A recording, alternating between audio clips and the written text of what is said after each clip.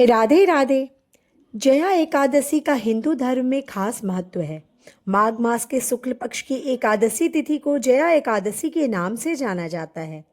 इस तिथि पर भगवान विष्णु की पूजा और व्रत करने से अत्यंत शुभ फल की प्राप्ति होती है।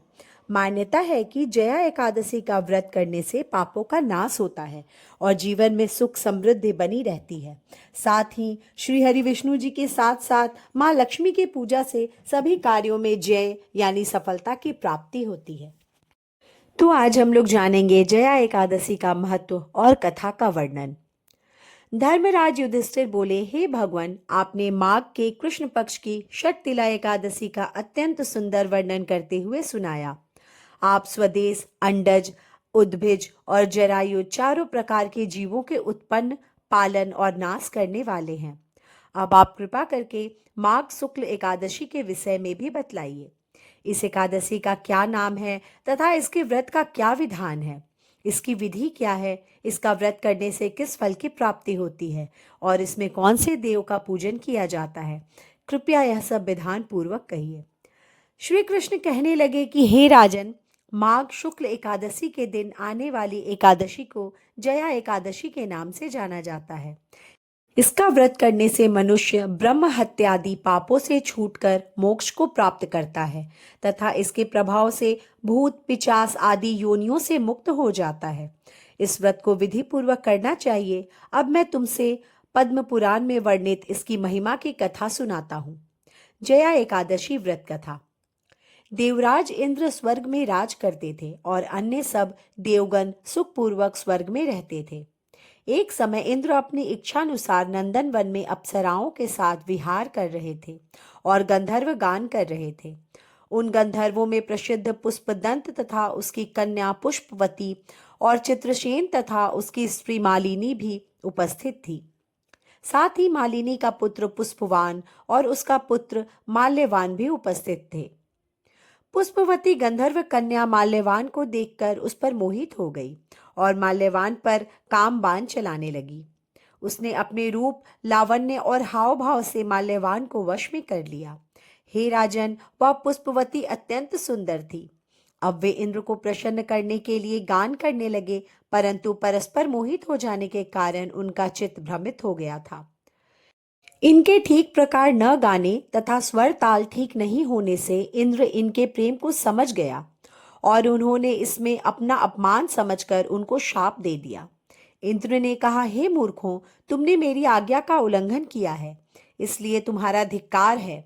अब तुम दोनों स्त्री पुरुष के रूप में मृत्यु लोक में जाकर पिशाच रूप धारण करो और अपने कर्म का फल भोगो। इंद्र का ऐसा शाप सुनकर वे अत्यंत दुखी हुए और हिमालय पर्वत पर दुखपूर्वक अपना जीवन व्यतीत करने लगे।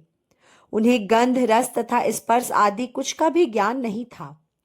वहां उन्हें महान दुख मिल रहे थे।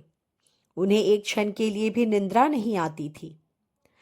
उस जगह अत्यंत शीत था, इससे उनके रोंगटे खड़े रहते और मारे शीत के दांत बजते रहते।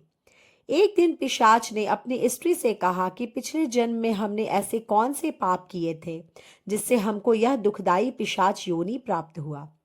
इस पिशाच योनि से तो नरक के दुख सहना ही उत्तम है। अतः हमें अब किसी प्रकार का पाप नहीं करना चाहिए।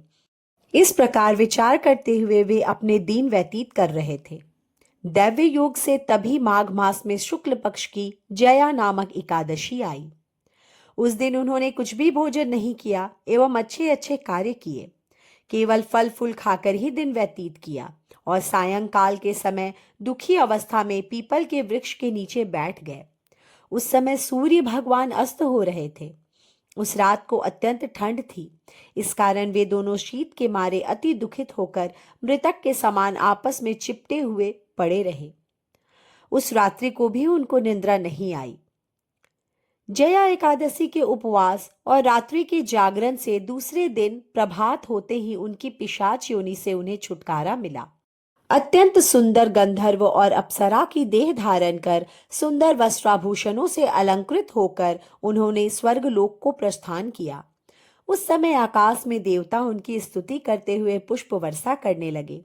स्वर्गलोक में जाकर दोनों ने देवराज इंद्र को प्रणाम किया। देवराज इंद्र इनको पहले रूप में देखकर अत्यंत आश्चर्यचकित हुए एवं पूछने लगे कि तुमने अपनी यह पिशाच योनि से किस प्रकार छुटकारा पाया, अतः हमें यह सब बतलाइए। माल्यवान बोले, हे देवेंद्र, भगवान श्री हरि विष्णु की कृपा और जया एकादशी के व्रत के प्रभाव से ही हमारी पिशाच देह छूटी है। तब इंद्र बोले, हे माल्यवान, भगवान की कृपा और एकादशी का व्रत करने से न केवल तुम्हारी पिशाच योनि छूट गई, वरन हम लोगों के भी वंदनीय हो गए। क्योंकि विष्णु और शिव के भक्त हम लोगों के वंदनीय हैं, अतः आप धन्य हैं। अब आप पुष्पवती के साथ जाकर विवाह करो। श्री कृष्ण कहने लगे कि हे राजन युधिष्ठिर, इस जया एकादशी के व्रत से बुरी योनि से भी मुक्ति मिल जाता है। जिस मनुष्य ने जया एकादशी का व्रत किया है, उसने मानो सब यज्ञ, जप, दान आदि कर लिए हों।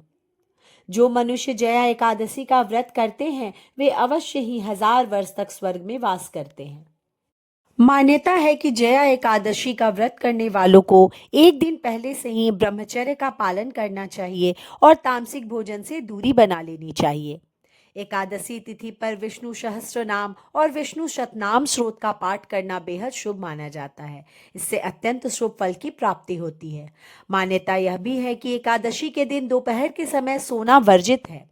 ऐसा करने से व्रत का पूर्ण फल प्राप्त नहीं होता है। दोपहर के समय विष्णु जी के मंत्रों का जाप और ध्यान करना अत्यंत शुभ माना जाता है।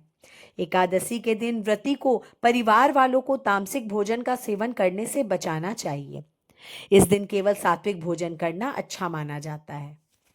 अतः जया एकादशी का पूजन करने से भक्त अश्वमेघ यज्ञ के समान फल प्राप्त करता है। राधे राधे।